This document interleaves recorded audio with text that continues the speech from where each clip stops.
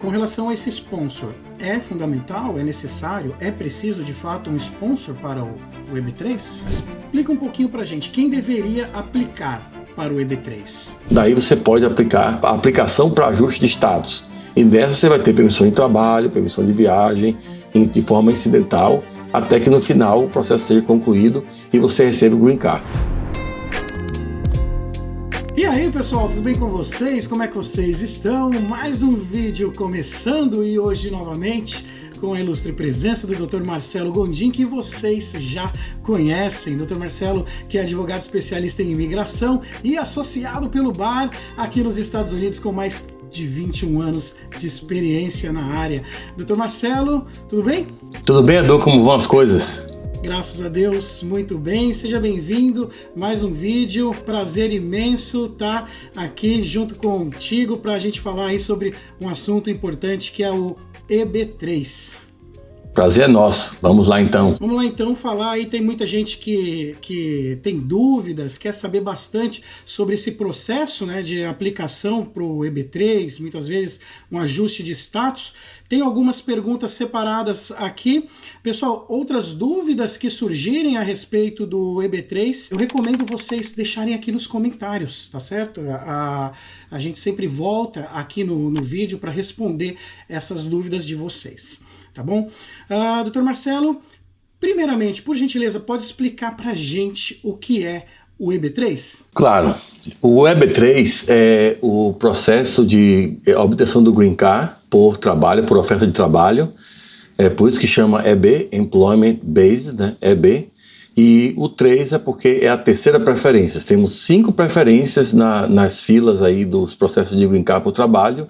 Então vai do EB1 até o EB5, o EB3 é a terceira preferência. São 2 os tipos de EBs, né? EB3 no caso. Então quais são as diferenças entre esses EB3? Skill e Unskill, tem diferenças assim, significativas? Sim, no procedimento em si não, mas no tempo de processamento sim, porque existe uma fila maior para o Unskilled. Então o que é isso? O EB3 tem 2 subcategorias. Tem o EB3 Skilled ou Professional, que é a mesma coisa, eles estão na mesma categoria, Skilled ou Professional. É o EB3 chamado normal, né? É o comum. Então, no EB3 Skilled, a pessoa precisa ter 2 anos de experiência ou um diploma técnico, um currículo assim, tipo um Associate Degree, um diploma técnico, um curso técnico, não precisa ter um bacharelado. E 24 anos de experiência e um cargo também que normalmente se pede esse tipo de credencial. Já no Professional, que fica junto com o EB3 Skilled, tem que ser algumas profissões que são consideradas profissionais, porque no mercado as empresas normalmente exigem um bacharelado naquela profissão, naquela área, para exercer aquela profissão. Já o EB3 Unskilled, que é uma subcategoria, ele serve para funções onde não se é exigido 2 anos de experiência, pelo menos, nenhum tipo de diploma técnico. Então você pode fazer até sem nenhuma experiência. São cargos como, por exemplo, nene, né, babá, ou então a maioria dos cargos de restaurante, de preparação de comida, né? Também cargos ligados à construção, delivery, motorista, essas profissões que qualquer pessoa pode trabalhar e não precisa necessariamente ter um treinamento específico para isso, tá? Existe também algumas dessas profissões que têm um código de uma categoria mais elevada, que às vezes pode ir para a área do skill, mas geralmente são profissões que no mercado não se exige mais do que 2 anos de experiência. Excelente. E, Dr. Marcelo, quais são os pré-requisitos do EB3? Bom, para você ter um caso de EB3 forte, primeiramente você tem que ter o sponsor, porque você não pode começar o EB3 por conta própria. Quem faz o EB3 é o seu empregador, não o empregador atual. O processo é com base numa oferta de trabalho para o futuro. Então, o que vale é ter uma empresa aplicando para você, para no futuro você então atingir aquele Green Card, ter aquele Green Card e começar a trabalhar para o empregador. No EB3, além de ter o sponsor, essa empresa, o empregador tem que demonstrar que buscou no mercado local uma pessoa para ocupar o cargo que está oferecendo a você e não achou, por isso está oferecendo para você. Então esse é o chamado Labor Certification. E essa empresa tem que provar para a imigração na segunda fase que tem condição financeira de pagar o seu salário. Então o salário é estabelecido na fase 1, que é a oferta de trabalho. Então, se, por exemplo, a oferta de trabalho fala de $50 mil por ano, a empresa vai ter que mostrar na segunda fase para a imigração que tem pelo menos $50 mil de lucro, que é o net income. Não é as vendas, o valor bruto das vendas, é o valor líquido.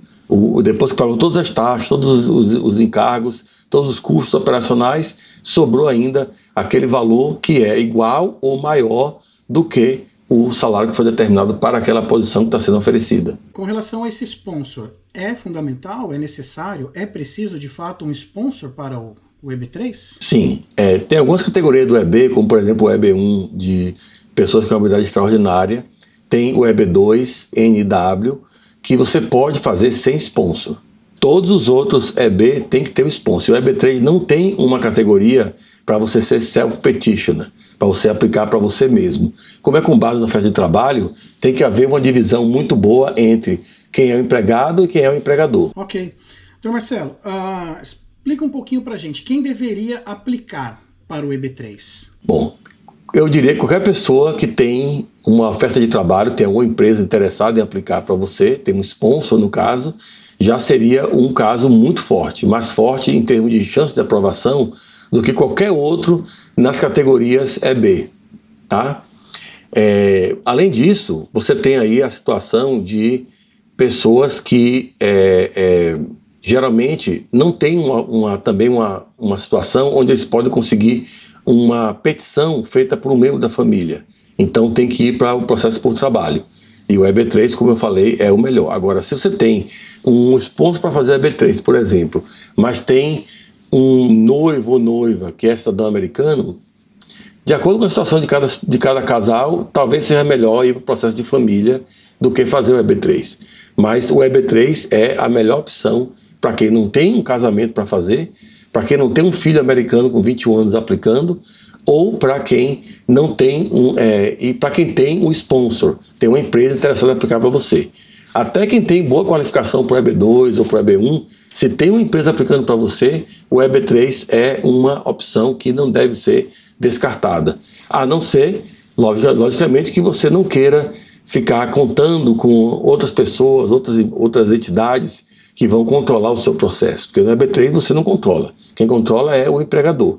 Se você quer ficar dono do processo e controlar você mesmo, daí tem que ser o EB2NW, se qualificar, ou o EB1A, de pessoas com habilidade extraordinária. Certo, quem controla esse processo é o empregador.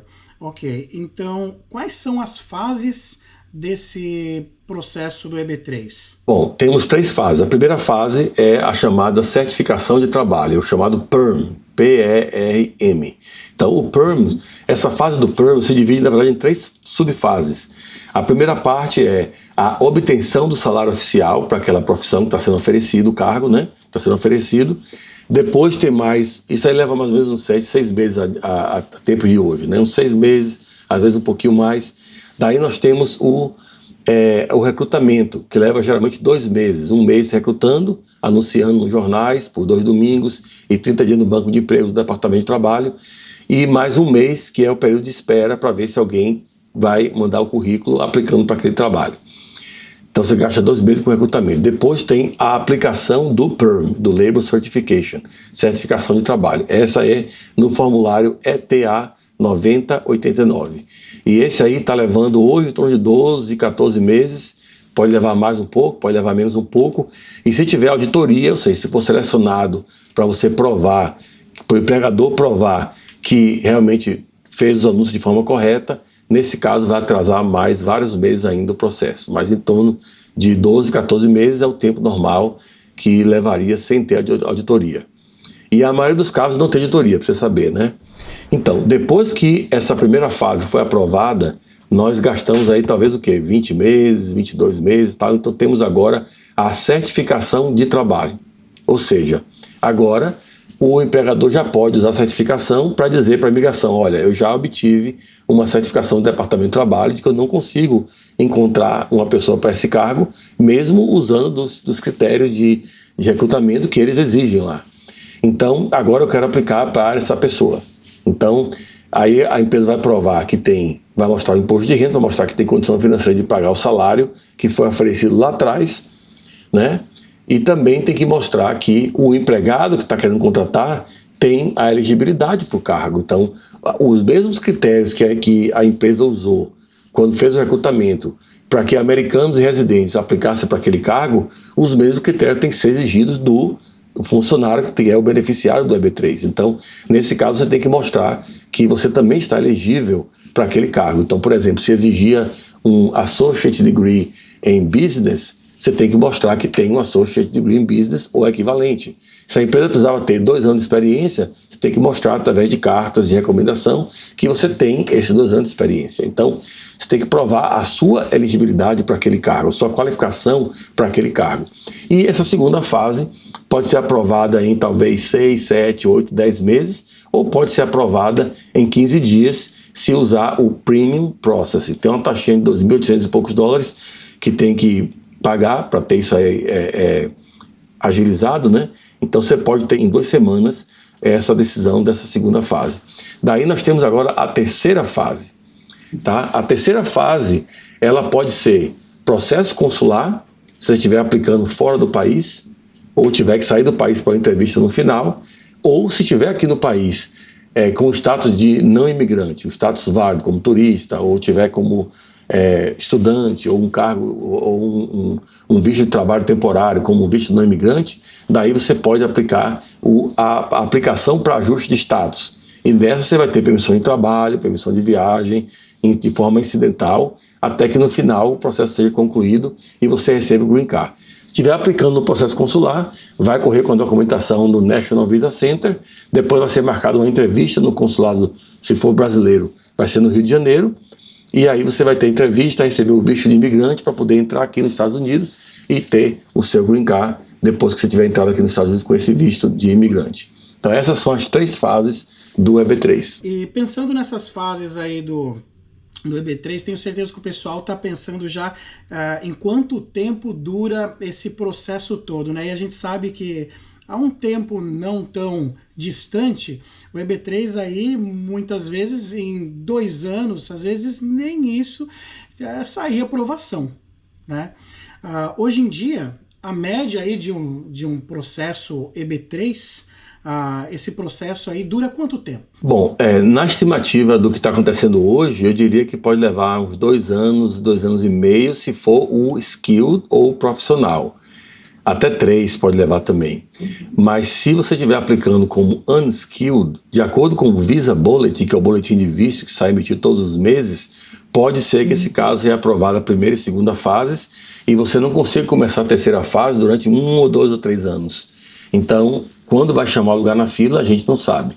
Mas aí a previsão, com base no Visa Bulletin, que está hoje em 2020, e nós estamos em 2024, então a previsão é que você vai gastar uns 2 meses de processamento, mais 4 anos de espera no Visa Bulletin. Então, se continuar assim, então a previsão seria de mais ou menos uns 5, 6 anos, se for unskilled. Se for skilled, como eu disse antes, pode ser que seja bem mais rápido e termine em 2 anos, 2 anos e meio, 3 anos aí.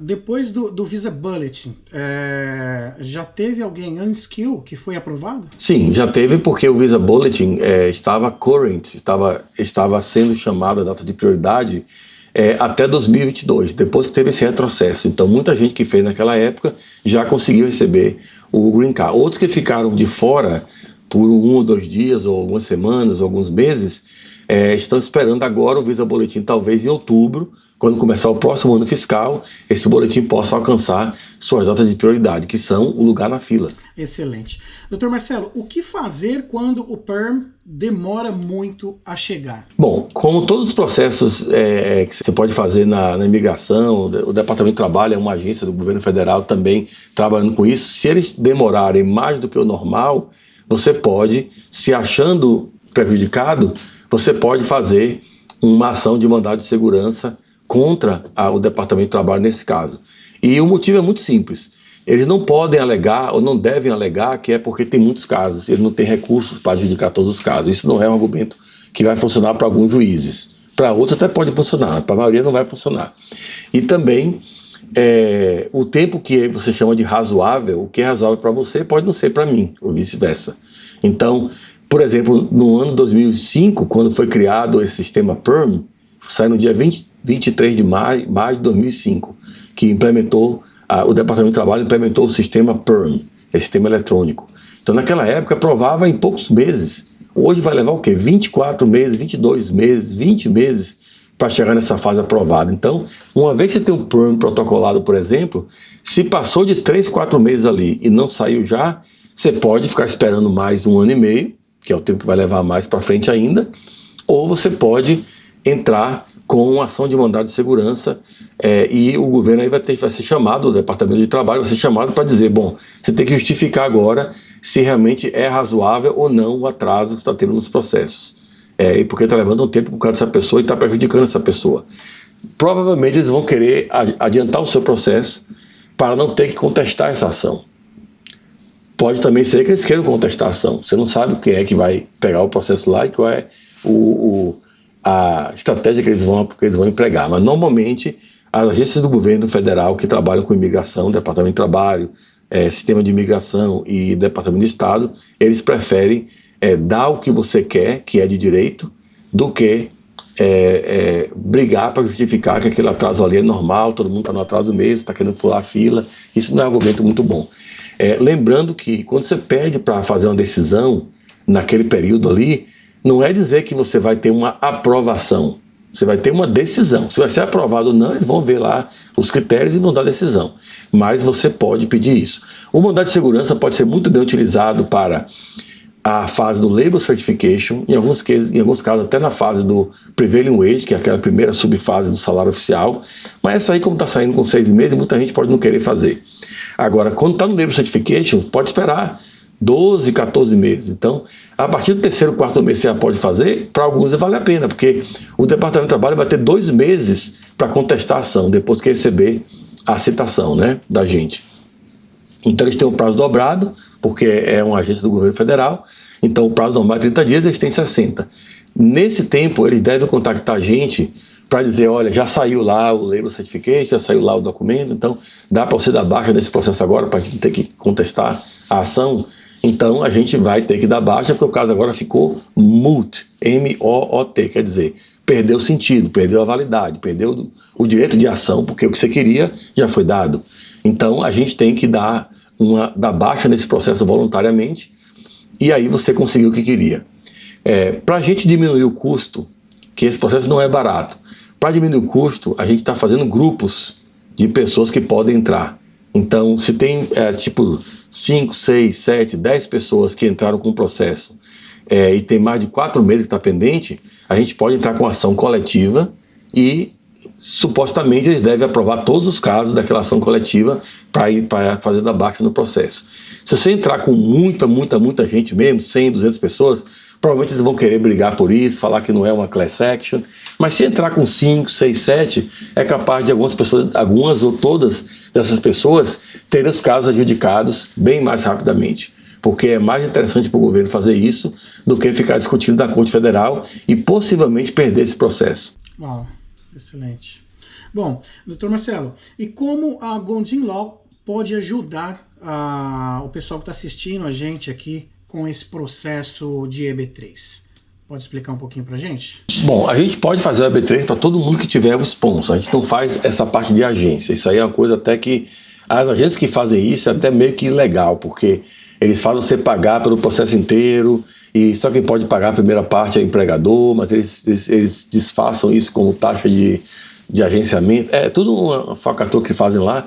E o empregador não está gastando nada com aquele processo geralmente, ou até está recebendo em alguns casos. Então, você deve ficar alerta dessas empresas que fazem isso, tá?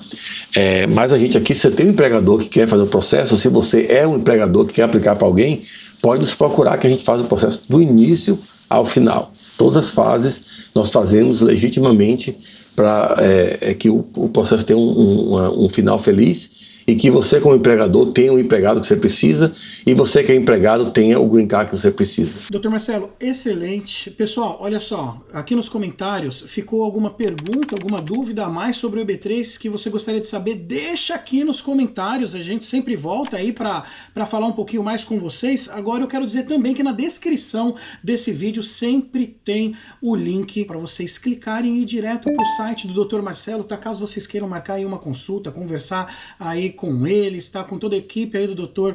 Marcelo Gondim, lá da Gondim Law, tá certo? Só clicar aqui na descrição desse vídeo, tá bom, pessoal? É isso então, Dr. Marcelo, mais uma vez, muito obrigado, um assunto enriquecedor, como sempre, aqui para o pessoal que acompanha aqui os vídeos no meu canal. Mais uma vez, te agradeço. Eu que agradeço, Edu, estamos aqui na próxima. É isso aí. Fica o convite para mais um vídeo fantástico e cheio de informações importantes como esse. Com certeza. E, pessoal, muito obrigado a todos vocês que assistiram esse vídeo até aqui. Um beijo, um abraço, um cheiro e uma massa e até o próximo vídeo, se Deus quiser. Tamo junto. Tchau, pessoal.